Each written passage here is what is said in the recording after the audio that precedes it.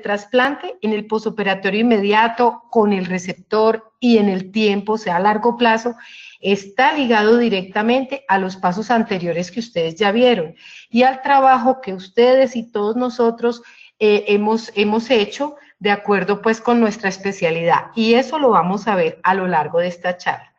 Comencemos entonces. El procuramiento de órganos, decíamos, entonces es la última etapa de la donación y vamos a hablar de 3 aspectos que son la extracción de los órganos y tejidos, la preservación de los mismos y los criterios de asignación de los órganos. Este es entonces nuestro derrotero. Comencemos entonces con la extracción. Lo primero es decir, bueno, ¿y qué es el procuramiento? Unas palabras iniciales, vamos a hablar del procuramiento, pero también por qué es importante y de qué manera nos interesa conocer los aspectos más relevantes de este proceso. Entonces, el procuramiento es el proceso mediante el cual se logra que los órganos y tejidos de alguien que ha fallecido sean implantados en un receptor determinado o en varios receptores, generalmente. Y esto se logra a través de varias etapas bien definidas que ustedes han recorrido en este curso. El éxito de un trasplante se debe a la correcta ejecución de todos los pasos que lo preceden, y eso lo vamos a demostrar acá. Y como decía Escalante, coordinador de trasplantes de España, sin donante no hay trasplante. Entonces es muy importante. Por todos es conocido el hecho de que la demanda de órganos supera la oferta y son muchos los pacientes que fallecen en lista de espera sin alcanzar a recibir un órgano que hubiese mejorado su calidad de vida, hubiese prolongado su sobrevida o en unos casos hubiese permitido que siguiera viviendo en vez de fallecer. Y todo esto ha hecho que progresemos al donante vivo, al donante fallecido, pero donante fallecido a corazón parado o en asistolia, y al siguiente paso que se está dando en la actualidad en algunos países como España y México, que es respetar la intención de donación y el derecho a donar cuando se ingresa a la unidad de cuidado intensivo y cuando se tiene una patología que en un momento dado puede ya no tener un pronóstico vital, o pues que el paciente tiene muy pocas probabilidades de sobrevivir, y eso médicamente lo sabemos. Por razones de tiempo, entonces, escapa a esta revisión y al momento histórico, pues, en Colombia, al contexto donde nos desenvolvemos, revisar la donación en asistolia y debatir esa parte tan interesante de lo que ahora se llama la voluntad anticipada, que es hacia donde va migrando la donación en el mundo, especialmente, ya lo decíamos, en España. Entonces escapa esto y nos vamos a concentrar acá básicamente en el donante fallecido y donante fallecido en muerte encefálica, puesto que en Colombia la logística y la parte cultural y el desarrollo del país todavía no estamos, digamos, en un grado de madurez importante para estos 2 tipos de donante fallecido. Pero sí es importante dejar esta inquietud sobre el concepto de la voluntad anticipada, que debe ser entendida como el documento donde el ciudadano manifiesta todas las decisiones que espera se cumplan en el momento en que no puede expresar su voluntad sobre los cuidados y tratamientos relacionados con la atención médica. Generalmente es cuando ingresan a la UCI. Sus alcances van mucho más allá del bien morir, ¿cierto? En razón de la posibilidad de establecer dentro de esta voluntad anticipada las indicaciones para el destino de sus órganos. Esto es lo que está viviendo en este momento España, pero en Colombia tampoco es ajeno, porque en Colombia está reglamentado el documento de voluntad anticipada por la resolución 1051 de 2016 y el artículo 5 de la ley 1733 del 2014 o de cuidados paliativos, con el fin de garantizar el manejo integral de los pacientes con enfermedades terminales, crónicas, degenerativas e irreversibles en cualquier fase de alto impacto en la calidad de vida, les otorga el derecho a suscribir un documento de voluntad anticipada. Entonces, al ingreso a la UCI, el médico tratante debería consultar y corroborar con los familiares o acudientes si el paciente en fase terminal o con enfermedad crónica, degenerativa o irreversible de alto impacto va a suscribir un documento de voluntad anticipada. Pero como decía, pues dejo esta inquietud abierta para ustedes, pero pues nos tendremos que concentrar en continuar en la parte del donante fallecido. Y bueno, aquí tenemos como un resumen de lo que ustedes ya han visto, básicamente de la donación al trasplante, todo ese proceso que se inicia con la alerta, luego la certificación de la muerte encefálica, luego hacemos una evaluación del donante a ver si es factible, si realmente va a ser un donante efectivo, y muy importante lo que ustedes desarrollan en las unidades de cuidado intensivo, el mantenimiento del donante. Luego viene la voluntad, porque a pesar del consentimiento presunto, la idea no es pasar por encima de los familiares, sino dialogar con ellos, explicarles que el donante va a ser llevado al proceso de donación. Y ligado a esto también va la selección de receptores, porque en realidad detrás de la barrera estamos los grupos de trasplante y el coordinador está en comunicación, y dependiendo de esos receptores que hay en el país, pues también es que se va definiendo la donación. Por ejemplo, si ya se han dado, se han inscrito urgencia cero de corazón, urgencia cero de hígado en alguna parte del país, pues los coordinadores saben esto en las entregas de turno y son una alerta cuando hay un potencial donante. Luego viene la parte del procuramiento, que es la que vamos a revisar acá, y preservación de los órganos. Los transportamos a vía terrestre, vía aérea, y antes del trasplante viene lo que llamamos la cirugía de banco, que es la cirugía que le practicamos al órgano para ponerlo en condiciones de implantación, y luego viene ya el trasplante. Entonces miren pues todo este recorrido, y cada eslabón de la cadena es sumamente importante. Yo no podía decir que hay un eslabón que es más importante que otro. No, realmente todos son parte importante del proceso y no puede faltar ninguno de ellos para que sea exitoso el proceso. Entonces, en el procuramiento hay unas características fundamentales que las han definido como las 3 Cs: coordinación, colaboración y comunicación. Son 3 características de todo este proceso de procuramiento. Y el coordinador operativo de trasplante es protagónico en este proceso, y es la persona que está intermediando entre familiares, intensivistas, neurocirujanos, cirujanos de trasplante, patólogos, nefrólogos, endocrinólogos, etcétera, etcétera. Entonces, ¿qué hace nuestro coordinador de trasplante? Bueno, confirma el diagnóstico de muerte encefálica que esté consignado en la historia clínica. Él tiene en sus manos el listado de qué hay de urgencia cero en el país, y más o menos está informado pues de que hay unas listas de espera y qué tipo de pacientes puede haber allí. Evalúa las características generales del donante, si es apto o no. Ustedes ya pasaron por esto. Debe informar entonces ¿a quién? A los cirujanos de trasplante, del grupo de trasplante que está de turno, pero no solo a él. Él se comunica también con los hepatólogos, con los nefrólogos, con los cardiólogos, etcétera, etcétera. Si hay que hacer una biopsia por congelación, porque tenemos dudas de si el órgano es bueno o no, él es el que se comunica con el patólogo para alertarlo que venga a hacer la biopsia por congelación. Tiene que hablar a la oficina de logística. Las IPS trasplantadoras tienen que tener una oficina de logística, o sea, tienen que tener personal 24 horas al día. Y esto es algo que muchos gerentes de hospitales desconocen y que creen ingenuamente que porque hay un cirujano de trasplantes, entonces, no, ya vamos a poder hacer trasplantes aquí. No, un cirujano de trasplante realmente no puede hacer un trasplante solo. O sea, esto es un trabajo de equipo y es un trabajo coordinado. Entonces, logística es parte importante. Eso es lo último que se le ocurre a un gerente, que necesita tener personal capacitado en una oficina de logística con comunicación 24 horas al día, 365 días al año. Y tiene que mantener una comunicación e informes permanentes a la red de donación y trasplante de Colombia, y también se comunica con los bancos.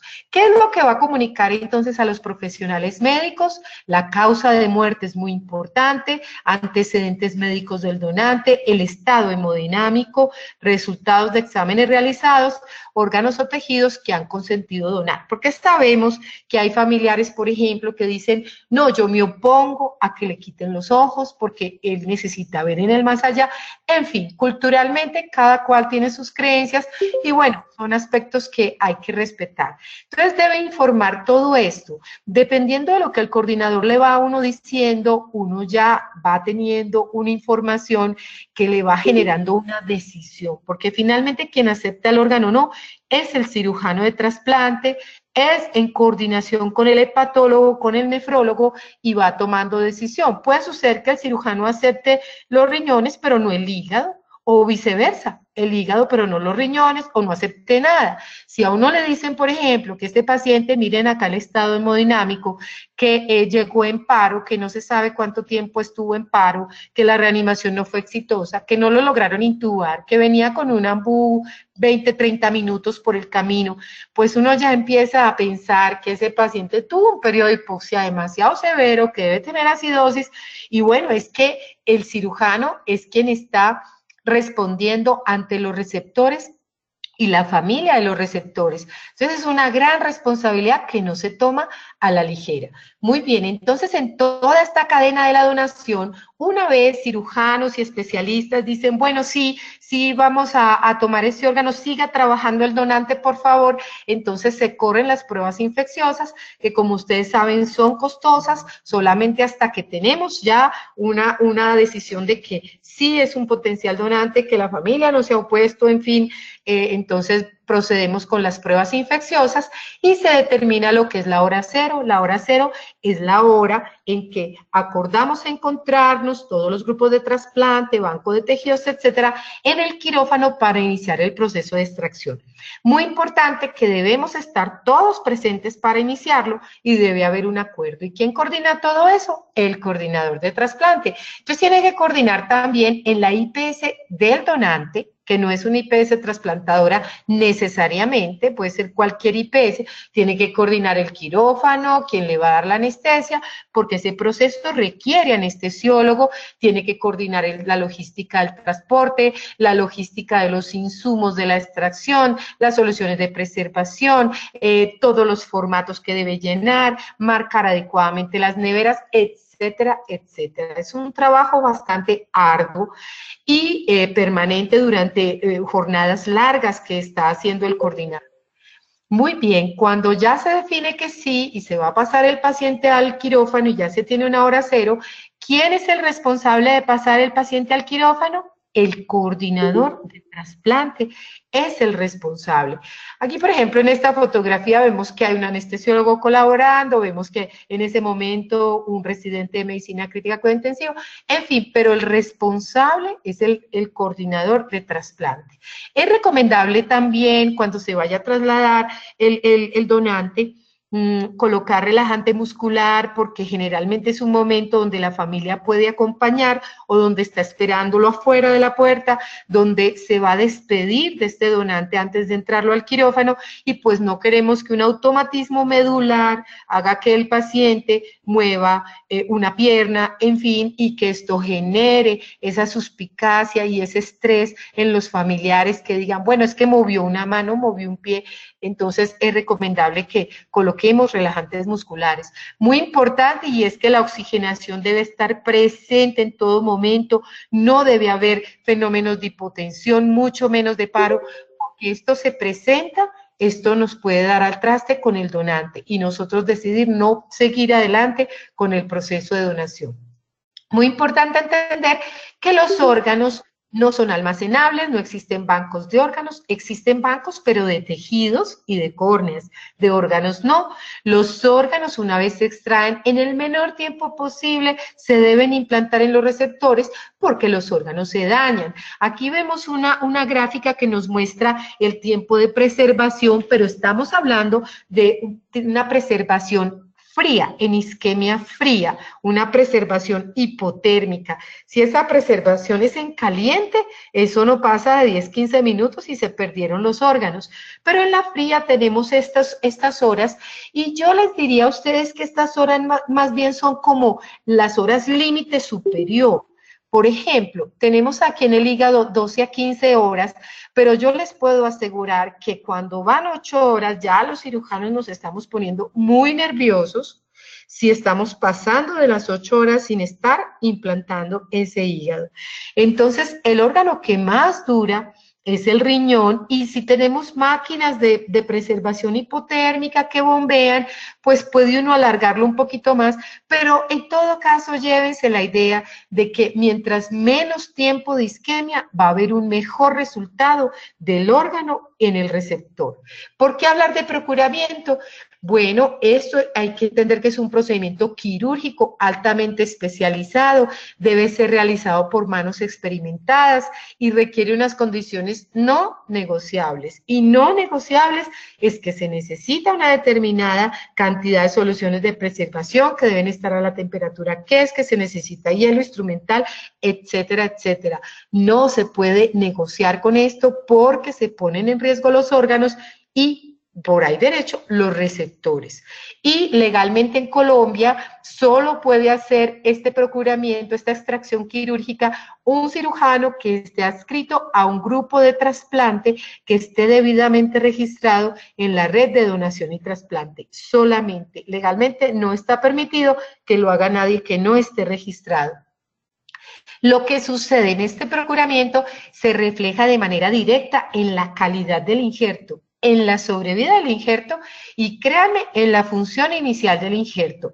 Los accidentes quirúrgicos, entre comillas, durante el procuramiento, aunque involuntarios, pueden hacer la diferencia entre poder usar el órgano o tener que descartar el órgano procurado. Si al cirujano se le va la tijera más allá de lo que debía y se corta la arteria hepática, pues ya quedamos en serias dificultades, ya podemos decir, no, este hígado tocó descartarlo. Si se le rompe la cava durante el procedimiento y el paciente se coloca hipotenso y fibrila el corazón, los cirujanos de tórax van a decir, no, este corazón ya no lo aceptamos, ya no lo recibimos.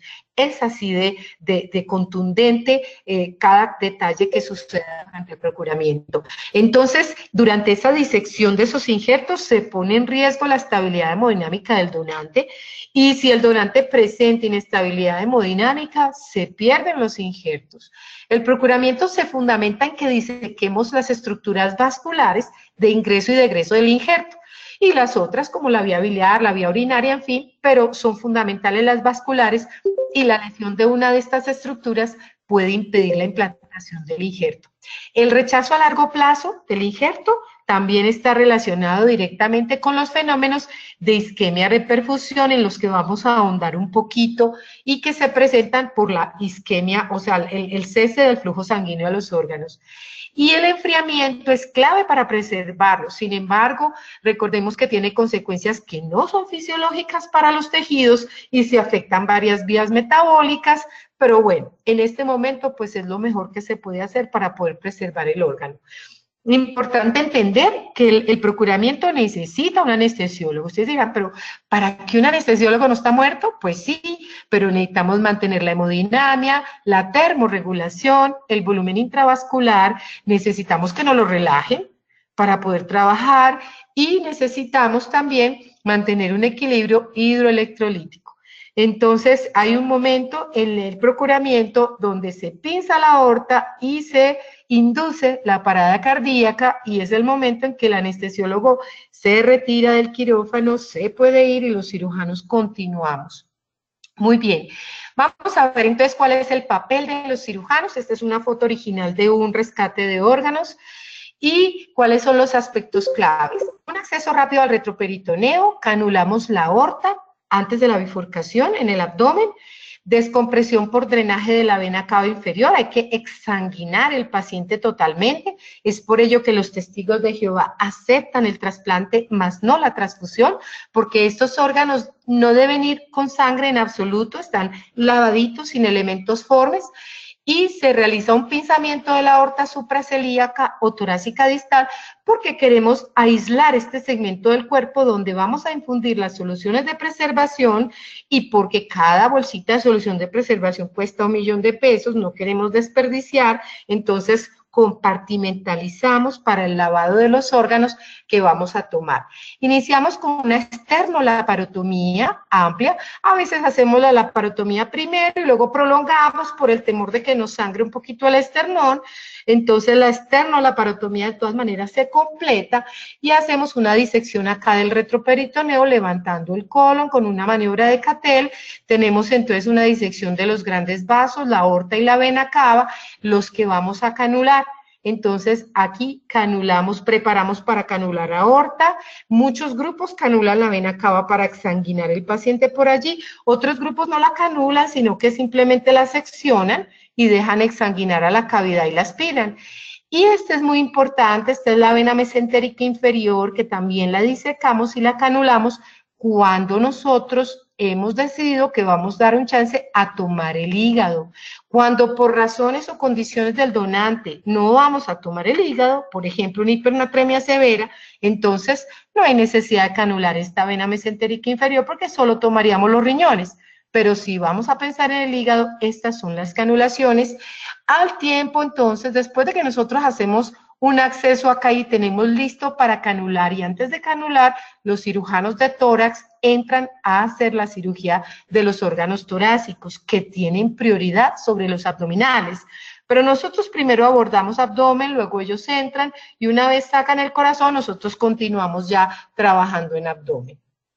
Muy bien, entonces hacemos el reparo de aorta, de las ilíacas, ligamos la vena mesentérica inferior acá y tenemos que hacer una disección muy buena de la arteria mesentérica inferior, perdón, esta es la arteria, y tenemos que hacer una disección muy buena de la arteria mesentérica superior, la cava y otras estructuras para poder manejar todo. Aquí tenemos una foto real de una esternolaparotomía y ustedes ven acá la aorta, como ya la tenemos preparada y secada y reparada para canularla.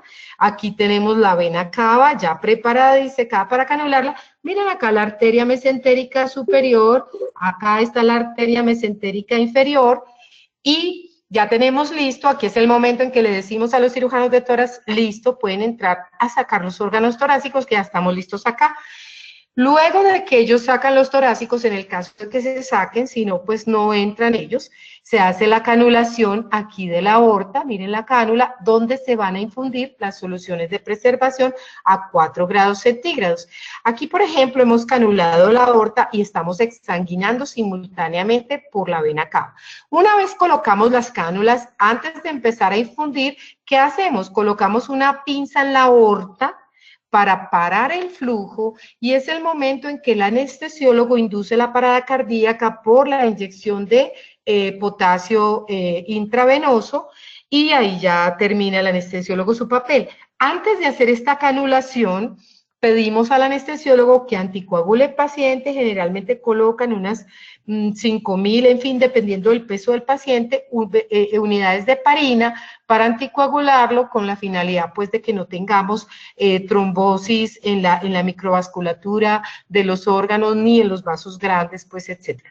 Entonces, una vez se pinza la aorta, ya hay parada cardíaca y allí el tiempo empieza a correr porque entramos en isquemia en frío y tenemos rápidamente, lo más rápido posible, que disecar y extraer estos órganos para no prolongar el tiempo de isquemia en fría. Entonces, se empieza la irrigación de las soluciones de preservación por la aorta y la exsanguinación a través de la vena cava. Al tiempo que se hace este enfriamiento por dentro de los órganos, se coloca hielo en la cavidad, toda la cavidad se llena de hielo para ayudar al enfriamiento de los órganos y se espera pues que ya en la parte de exsanguinación esto salga casi cristalino, que ya hemos lavado toda la sangre. Miren acá en una esternolaparotomía, este acá es el tórax, abdomen, cómo hemos colocado todo el hielo para lograr el enfriamiento. Muy bien, hacemos la disección de los órganos, entonces con mucho cuidado y aquí estamos entregando, por ejemplo, el hígado para colocar en unas bolsas. ¿Cómo van los órganos? Este es el embalaje de los órganos y aquí, por ejemplo, en este recipiente se mandan los riñones, un riñón en cada recipiente, el riñón va bañado aquí en solución de preservación a 4 grados y por fuera el hielo. Recuerden que el hielo no va en contacto con el órgano porque puede generar congelamiento, cristalización intracelular y eso ya nos daña el órgano y las células, pero sí el órgano está enfriando la solución de preservación en la que está nadando el órgano, así se mandan los riñones y así se manda el hígado. 3 bolsas estériles que sacamos el aire, amarramos cuidadosamente y va en solución de preservación rodeado de hielo. Luego viene entonces estos órganos se colocan en una nevera con hielo, ¿sí? Y ahí viene el transporte de los órganos. Miren que los órganos pues siempre sufren en todo este proceso, se transportan con el mayor cuidado y así los tenemos en el quirófano cuando vamos a empezar la cirugía de banco ya en la IPS trasplantadora, donde ya los receptores se han llamado y están ingresando y están en preparación. Mientras ellos van ingresando, entonces nosotros hacemos la cirugía de banco. Esa cirugía de banco, abrimos la nevera, abrimos los órganos, los sacamos y sin perder el enfriamiento, la hacemos en frío. Aquí está el hielo, abrimos la bolsa y empezamos a disecar las estructuras de los órganos, a retirar el tejido que no necesitamos, ligar las arterias, vasos para que no sangren durante la implantación, etcétera. Esta es una cirugía de sumo cuidado que se hace en el quirófano, pero se le hace es al órgano, pero igual que una cirugía a un paciente, y puede durar una cirugía de banco de un riñón media hora, una cirugía de banco de un hígado una hora, una cirugía de banco de un páncreas una hora. Entonces todo esto va sumando tiempo al proceso de procuramiento y trasplante. Aquí estamos, por ejemplo, en una cirugía de banco de un riñón, por aquí está saliendo el ureter, se hace en frío totalmente. Este es otro riñoncito que se está disecando, se retira toda la grasa perirrenal, se aborda el hilio, se aborda el ureter, se prepara, en fin, una vez lo preparamos, lo volvemos a empacar, en solución de preservación sigue rodeado de hielo, vuelve a la neverita, o si ya vamos a hacer el trasplante, simplemente lo cubrimos con una bolsa estéril, lo tenemos en una mesita estéril al lado, mientras están pasando a la mesa de cirugía al receptor. A veces, si se está demorando la preparación del receptor, que una preparación de un receptor por parte de anestesia, por ejemplo, para hígado, puede durar 1 hora o 2, porque tienen que invadir, tienen que colocar catéter arterial, catéteres de alto flujo, etcétera, etcétera. Entonces lo volvemos a guardar en la neverita rodeado de hielo para que no le vaya a pasar nada. Y ya después entonces se hace el abordaje del paciente, del receptor, para la implantación del órgano.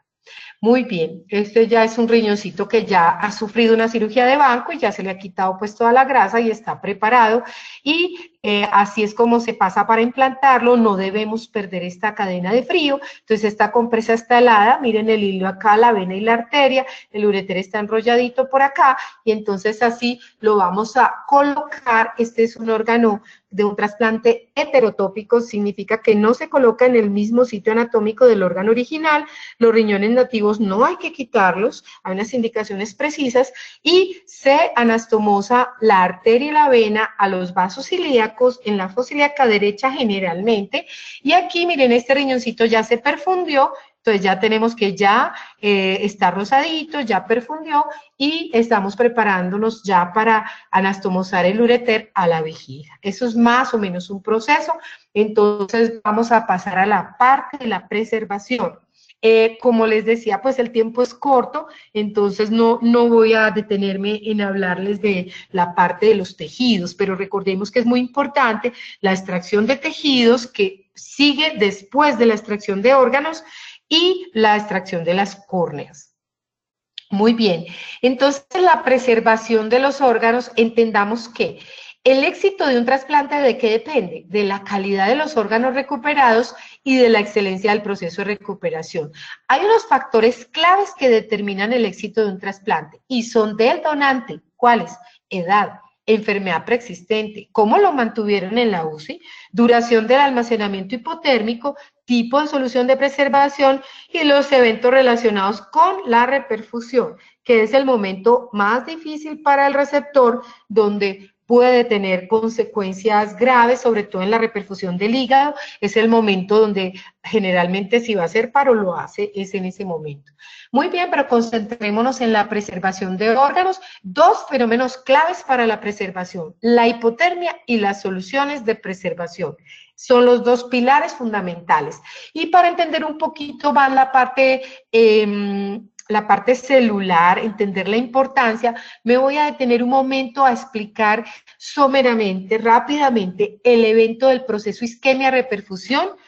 Y para ello recordemos que la injuria por isquemia-reperfusión es una consecuencia inevitable, irrelevante en el trasplante de órganos, e influye en el resultado del injerto a corto plazo y también a largo plazo.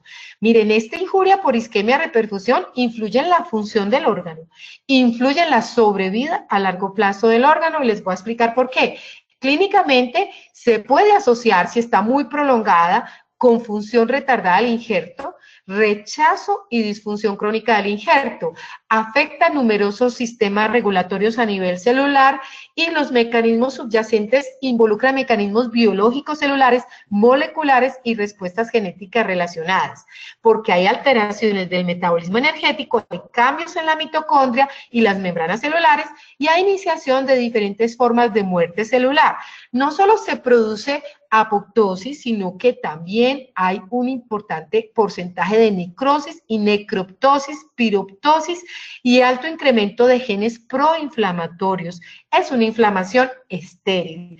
Cursa con reacción inflamatoria del injerto, pero es una inflamación estéril, similar a la que se produce en una sepsis, pero esta es estéril y eso es absolutamente inmunogénico y es lesivo y deletérea para la posibilidad de rechazo del injerto por parte del receptor. Las citocinas y quimiosinas más otros factores promueven la inflamación y activan el sistema inmune innato y el sistema inmune adaptativo. Y la persistencia de esa reacción inflamatoria va a conducir a fibrosis intersticial progresiva que va a impactar el resultado del injerto y por consiguiente el receptor a largo plazo. Claro, el órgano trata de regenerar, trata de solucionar la lesión y eso lo lleva a fibrosis, indudablemente. Por todo esto es extremadamente importante controlar este proceso y basados en la comprensión de estos eventos es que numerosas terapias han sido y continúan siendo probadas de manera experimental y clínica, sin embargo no tenemos pues la receta mágica en este momento. Metámonos un poquito en la isquemia-reperfusión. La isquemia tiene dos etapas, la isquemia-reperfusión tiene dos etapas, una etapa de isquemia y cuando ya se recupera el flujo sanguíneo en el receptor, la etapa de reperfusión que es aún más dañina que la de isquemia misma y vamos a ver por qué. Entonces es el daño causado por la oclusión y subsecuente retorno de la suplencia sanguínea a un tejido. ¿Cómo es que se produce? Hay unas consecuencias clínicas, unas celulares y unas moleculares. Miremos las consecuencias clínicas, ya dijimos que la función del injerto se altera, ya dijimos que incrementa el rechazo y la disfunción crónica del injerto por la fibrosis que se produce y esa fibrosis es progresiva y lleva a atrofia tubular. Entonces, en el caso del riñón, esa fibrosis, miren acá intersticial, toda esa fibrogénesis lleva a una reacción inflamatoria que se perpetúa y se hace una fibrosis intersticial progresiva. Miremos las consecuencias celulares y moleculares para entender. Bueno, ¿y qué es esto? Esto es una mitocondria. Recordemos la mitocondria, la membrana interna de la mitocondria. ¿Y qué tenemos acá? Tenemos la cadena transportadora de electrones, si ustedes recuerdan. ¿Y qué tenemos? Bueno, que el piruvato a partir de glucosa, pero en condiciones aerobias, recuerden ustedes que ingresa a la célula, ingresa al ciclo del ácido tricarboxílico o al ciclo de Krebs. Y allí, entonces, se producen 36 moles de ATP. El ATP es fundamental porque es el combustible energético para todas las funciones celulares. Recordemos que están estos donadores de electrones, que son el FAD reducido, FADH y NADH, y están reducidos. Ellos pasan a la matriz mitocondrial en el ciclo de Krebs y recordemos que esta cadena transportadora de electrones que tiene estos 4 complejos está en la membrana interna de la mitocondria y es la que nos ayuda a generar ATP. Recordemos un poquito, FAD y NAD entran aquí a la cadena para oxidarse, para entregar también electrones, para contribuir a que esos electrones, mírenlo acá, estos electrones ellos los donan acá, y van a contribuir al reingreso de electrones aquí a este nivel a través de la ATP sintasa para el paso de la fosforilación oxidativa. Y el paso final de la respiración celular, entonces, mírenlo acá, recuerdan que se produce ATP y que hay un aceptor final acá de electrones, que es una moleculita de oxígeno, y entonces se produce agua. Esto en condiciones de aerobiosis cuando tenemos oxígeno. ¿Qué pasa si no tenemos oxígeno? Y aquí es donde se entiende todo lo del esquema de reperfusión. Se genera lactato, nos vamos por aquí, se genera lactato y eso lleva al acúmulo de lactato intracelular a una acidosis intracelular e intersticial.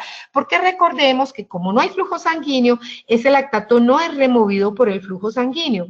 Entonces, no se produce ATP suficiente, es insuficiente a la demanda energética de la célula, el consumo de ATP se incrementa por la mitocondria, porque miremos acá nuevamente, esta ATP sintasa ya no va a sintetizar este ATP, sino que lo que hace es que lo hidroliza para mantener el potencial de membrana mitocondrial. Y este oxígeno que ya no se redujo, está incompletamente reducido, nos va a producir ¿qué? El radical superóxido. Entonces sabemos que son esas sustancias que son muy lesivas. Cuando viene la reperfusión, llega al flujo sanguíneo y barre todos esos radicales superóxidos a la circulación central, y por eso es que en la reperfusión del hígado es donde el paciente puede hacer paro. Recordemos entonces que todo esto, estos radicales superóxidos, ¿qué van a generar? Van a desestabilizar esta membrana mitocondrial y lisosomal, hay disrupción de la estructura celular. ¿Cómo es que se produce eso? Bueno, lo primero que sucede es que recordemos aquí la bomba sodio-potasio ATP, y la bomba sodio-potasio ATP normalmente, acordémonos, se está sacando el sodio y hay más potasio intracelular, pero aquí se inhibe. Entonces esta bomba lo que hace es que hace una entrada masiva de sodio a la célula, y ese sodio arrastra agua y genera edema intracelular. También viene a afectar el intercambiador sodio-hidrogenión, porque como hay un acúmulo de ácido láctico, acidosis intracelular, este intercambiador sodio-hidrogeniones trata de sacar hidrogeniones para disminuir el pH, mejorar el pH intracelular, perdón, disminuirlo, no mejorarlo, y entra sodio. Entonces entra más sodio, arrastra más agua, tenemos más edema intracelular, y fuera de eso, entonces la célula está tratando de corregir ese pH intracelular y ese edema, entonces viene y afecta a este otro tercero, que es el detoxificador sodio-calcio, que normalmente es el que expulsa el calcio de la célula, pero como aquí lo que queremos es sacar tanto sodio para que no nos arrastre más agua, este detoxificador se pone a expulsar el sodio, entonces ingresa calcio a la célula, y lo hace a la inversa, entonces hay un acúmulo de calcio intracelular. Entonces, ¿qué pasa acá? Volvamos al lactato. Este pH ácido activa las calpaínas y las caspasas. Las calpaínas y las caspasas son unas enzimas que se activan en presencia de calcio. Como se acumula calcio acá en el intercambiador, entonces ese calcio nos van a activar las calpaínas y las caspasas, que ya vamos a ver qué hacen, pero lo importante es entender que estas calpaínas y caspasas no trabajan a un pH ácido, sino a un pH normal. Entonces, durante la isquemia, ellas no trabajan, pero cuando hacemos la reperfusión, el pH regresa a lo normal, y ahí es donde se activan. Esta sobrecarga de calcio genera especies reactivas de oxígeno, porque también desaloja el citocromo C de la membrana interna de la mitocondria, y esto también lleva a lo que se ha llamado la apertura del poro de transición mitocondrial, y eso está directamente asociado a la muerte celular y a la apoptosis. También estos complejos 2 y 3 de la cadena generan reducción parcial de oxígeno, entonces se producen más superóxidos, y esos superóxidos son dismutados a peróxido de hidrógeno por 2 dismutasas, y ahí es donde tenemos los ROS, los famosos ROS mitocondrial, que nos generan tanto problema. ¿Y esto de qué manera se enlaza a la parte inmunológica? Bueno, llegamos a la reperfusión, mejoramos el pH y se activan las calpaínas y las caspasas. Pero hagamos un par y un momento para mostrarles esta imagen. Esta es la histología de un riñón normal. Miren las células tubulares y miren el edema que se produce por toda esta situación. Ahora quiero mostrarles que ese edema no solo es intracelular, sino que este es el núcleo, mírenlo, es intranuclear también. Entonces miren todo el daño celular que se genera. Y quiero mostrarles muy especialmente a ustedes este hígado. Este es un hígado normal a la izquierda. Observemos cómo se ha hematizado este hígado a la derecha. Entonces, fíjense ustedes la importancia de no permitir la hipernatremia en estos pacientes y del adecuado control de la diabetes insípida. Si no la controlamos en el mantenimiento y se produce la hipernatremia, por eso es que si el sodio está más de 160, 165, a los cirujanos de trasplante ese hígado ya no nos gusta, porque mire, este daño ya se presentó. Entonces, no, que el sodio está en 170, que trabajenle a ver si lo bajan, pero que este daño ya se hizo en el hepatocito. Entonces, miren la importancia de mantener un control hidroelectrolítico. Muy bien, ¿qué pasa acá? Bueno, esta es la situación normal, solo para recordar someramente que las caspasas pueden generar los cuerpos apoptóticos, y esto sí se produce en la isquemia reperfusión, pero además de esta apoptosis que es controlada porque recordemos que tiene membrana, entonces no genera impacto inmunológico, en fin, se producen los necroptosomas y la necrosis. Esa sí no es controlada y esa sí nos genera mucho problema por estas mismas caspasas.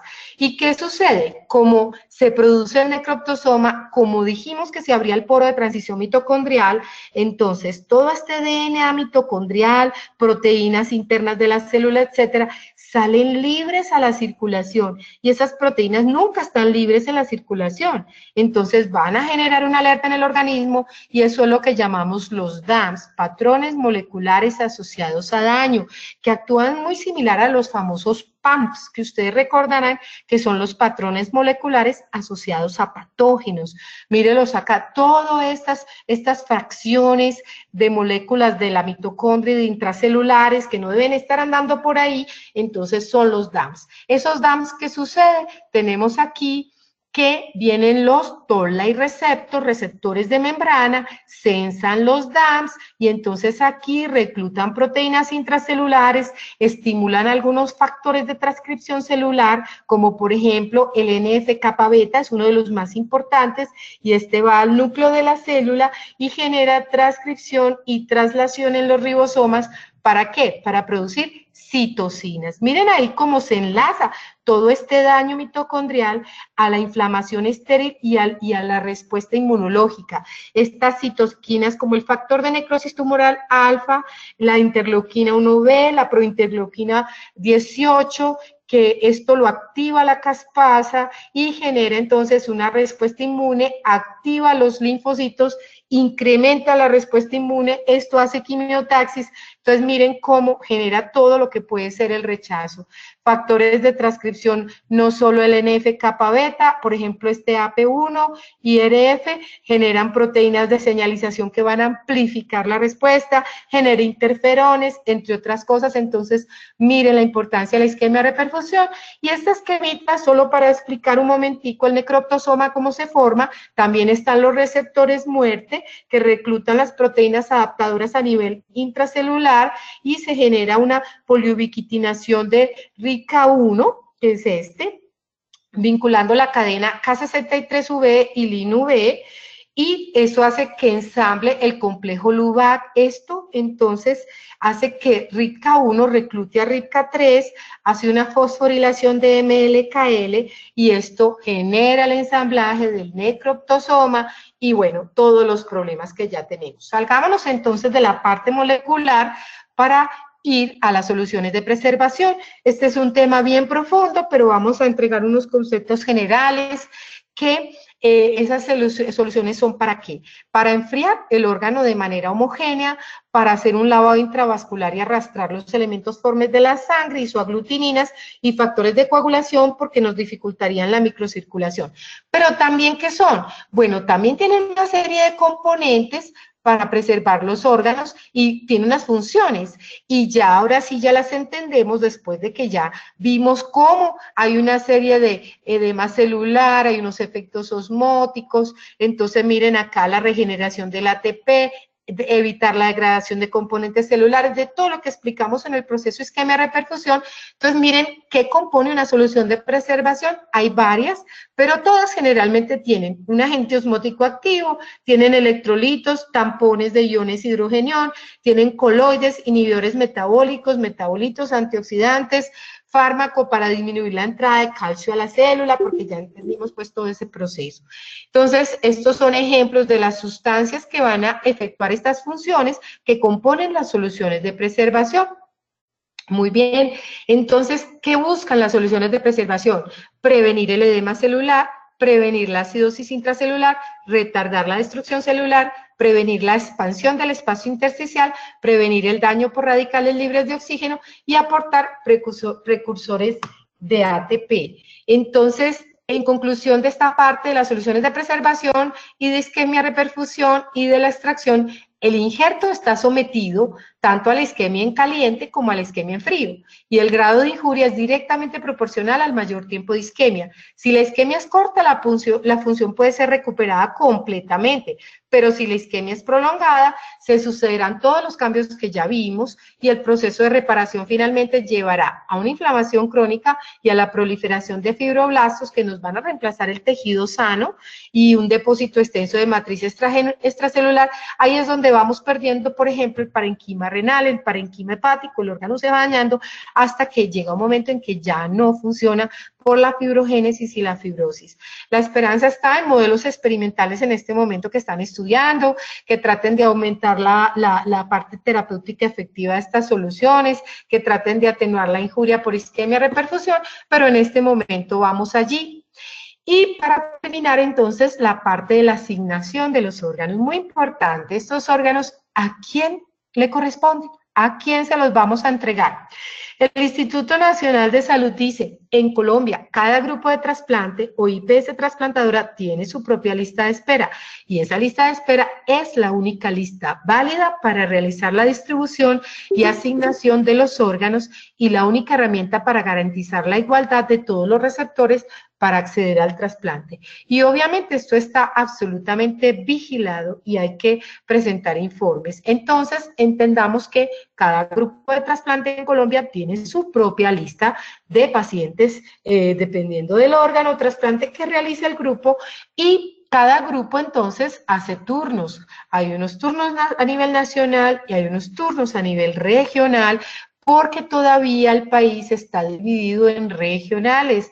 Tenemos 6 regionales, las ciudades de cada regional son en la 1 Bogotá, en la 2 Medellín y Río Negro, en la 3 Cali, en la 4 Bucaramanga, en la 5 Barranquilla y en la 6 Neiva. A pesar de que se ha intentado generar una lista única nacional, bueno, eso todavía está en proceso de reglamentación, todavía no está funcionando, entonces seguimos funcionando primero a nivel regional.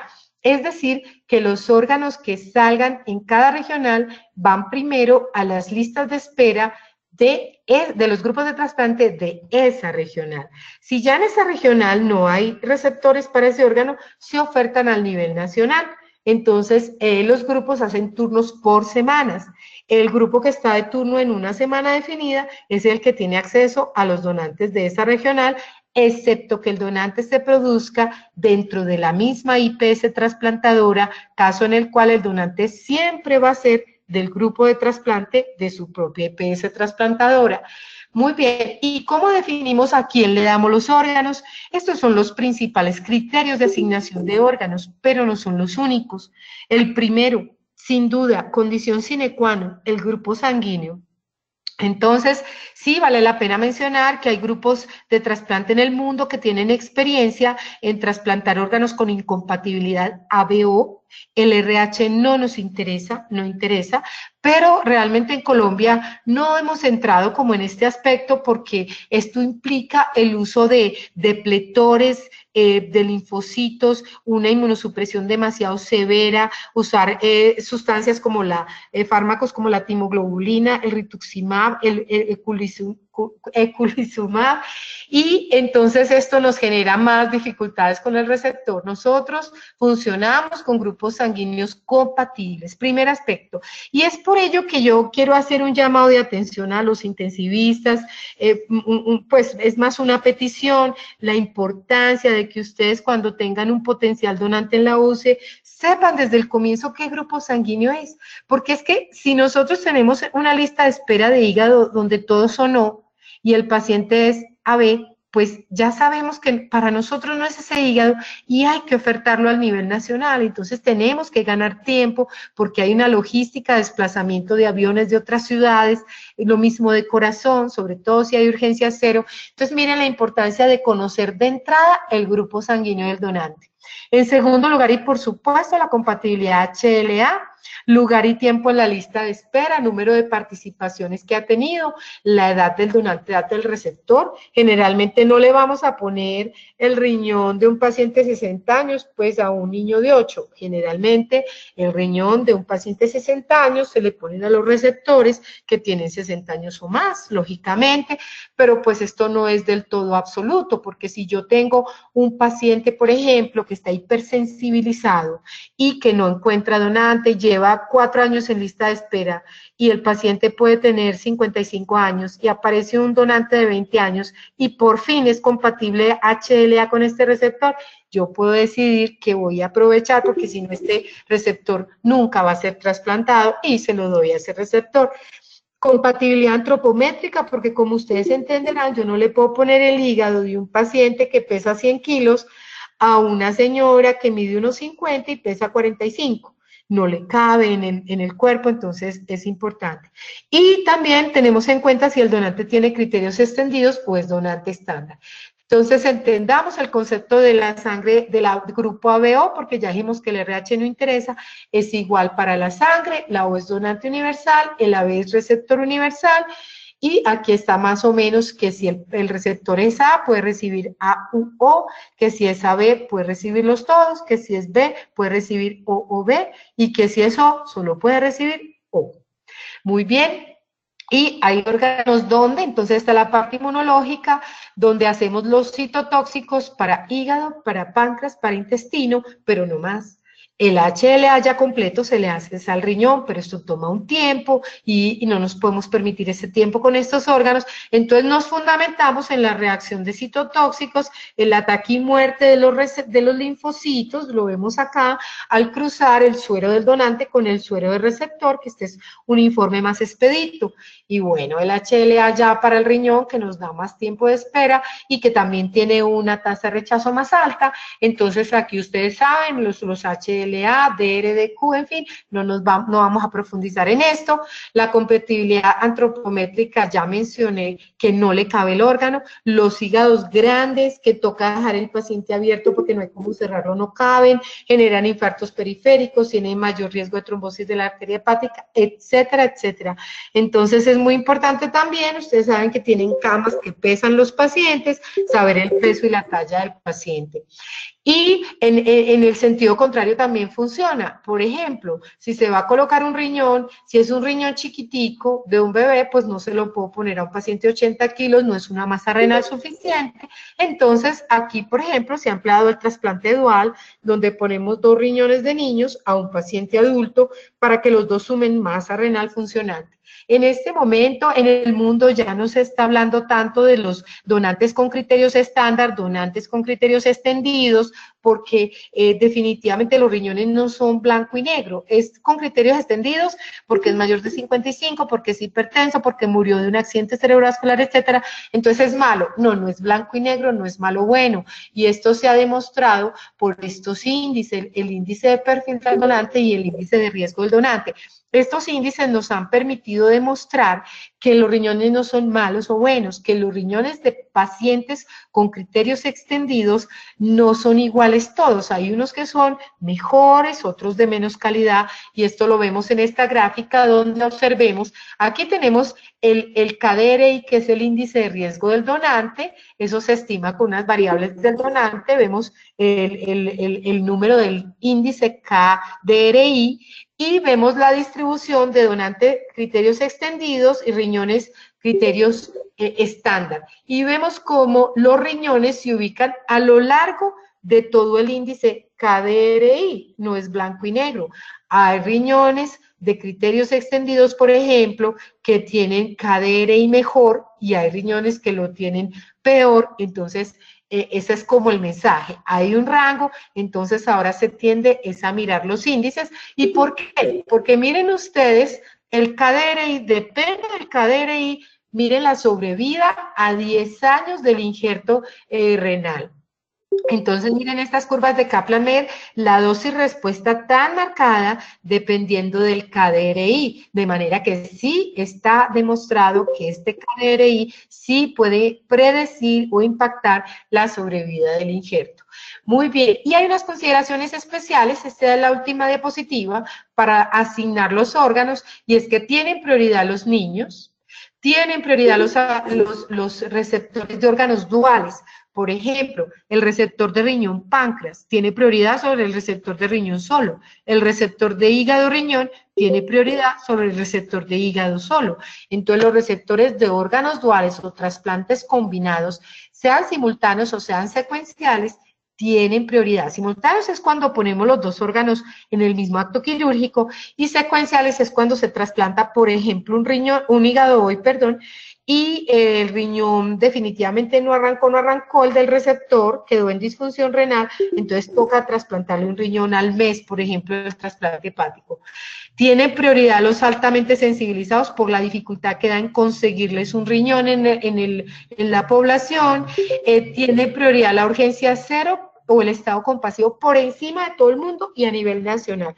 Una vez se decreta una urgencia cero de hígado o corazón, el siguiente hígado o corazón que salga en el país es para ese paciente en urgencia cero, esté donde esté, porque entendemos que si no se trasplanta en términos de 48 72 horas, va a fallecer. Tiene consideraciones que si el paciente tuvo un trasplante previo o no, porque podría estar hipersensibilizado o porque podría ser que perdió su trasplante, ha perdido 2 trasplantes renales porque no tiene adherencia al tratamiento, porque no quiere, porque es un adolescente, porque alguna cosa. Entonces también eso influye en las decisiones. En el caso del hígado, los pacientes que tienen hepatocarcinoma tienen lo que llamamos unos puntos de excepción en las listas y es que se les incrementan los índices pronósticos como el MELT y el CHILD para definir su gravedad y que deben ser trasplantados más rápido. ¿Cómo entendemos un paciente con un hepatocarcinoma? Si lo dejamos en una lista de espera por meses y años, pues el hepatocarcinoma progresa y ya no es trasplantable. Y tiene que ver toda la expectativa de vida del receptor para tomar también esas decisiones. Bueno, muchísimas gracias. Quedo atenta a cualquier inquietud o pregunta.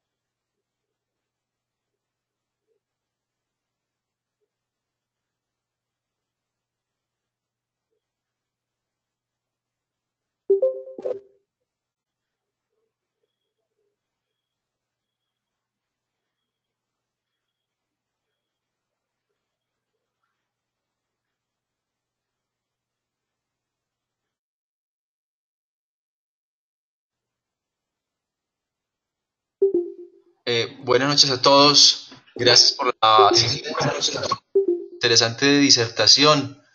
Mientras se aventuran a preguntar los doctores, bueno, tenemos una pregunta de la doctora Lorena Rojas y es la siguiente. En caso de que hayan 2 riñones para trasplantar, ¿se activan 2 grupos de trasplantes? Bueno, aquí habría que aclarar si son 2 riñones del mismo donante o son 2 donantes.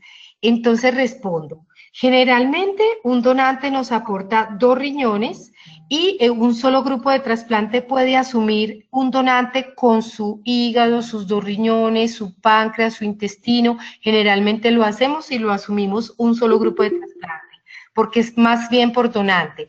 Ahora, si estamos con un donante y surge al mismo tiempo otro donante, entonces el grupo de trasplante es autónomo en decidir si tiene la capacidad de responder con otro donante en ese momento o si no la tiene, entonces lo cede al siguiente grupo de trasplante que está de turno en la lista. Bueno, yo tengo una pregunta. ¿Cree usted que algún día se utilizaría en el país, sería costo efectivo usar las máquinas de perfusión pulsátil continua? Que cuando uno interactúa con otros colegas en otros sitios del mundo, los coordinadores y los cirujanos, para ellos es pues cotidiano conectar los riñones o el hígado a estos dispositivos? Bueno, te cuento que es cotidiano, por ejemplo, en el Jackson. De hecho, esta foto última donde dice gracias por su atención fue tomada en el Jackson. Ese es un instrumentador a la izquierda y un residente de urología a la derecha. En el Jackson es permanente el uso de las máquinas, y en Colombia la tienen en este momento en Valle del Lili, la están utilizando allá, y a ellos personalmente pues les ha dado como un poquito más de confianza para el uso de los riñones con criterios extendidos.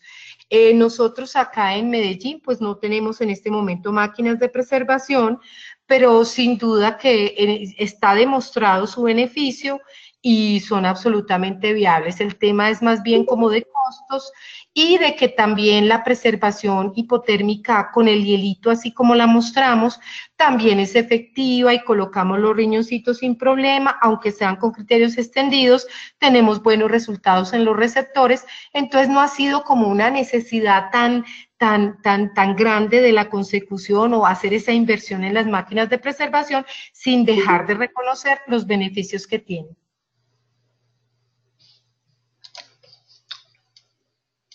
Muy bien, ¿alguna otra pregunta?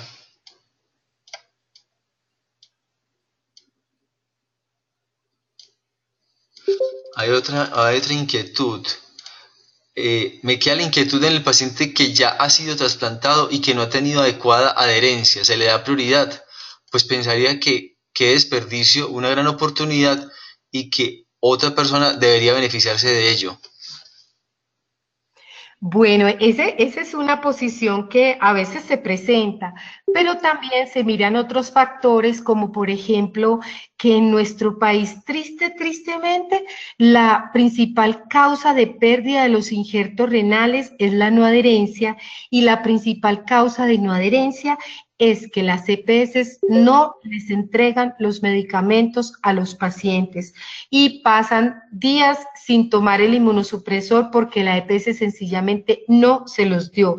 Y esto es muy triste, pero para esto se hacen varias acciones. Por ejemplo, en el San Vicente, por ejemplo, si se detecta que un paciente no le están suministrando el medicamento, se hospitaliza para podérselo suministrar con miras a no perder el injerto, y bueno, hay una gran labor y despliegue de la parte administrativa, trabajo social, etcétera, en consideración con la EPS, de diálogo con ellos para presionar la EPS a que le suministre el medicamento, y el paciente no se le da de alta hasta tanto la EPS no le entrega el medicamento, y entonces ya se puede dar de alta. Entonces es una forma de presionar para que no pierdan los órganos, pero no siempre el paciente acude, no siempre se da la situación, no siempre el contrato, puede ser de área alejada, entonces muchas veces no es que el paciente no quiso tomar el medicamento, muchas veces es problemas de la EPS, porque sin duda estos pacientes son muy bien educados durante el proceso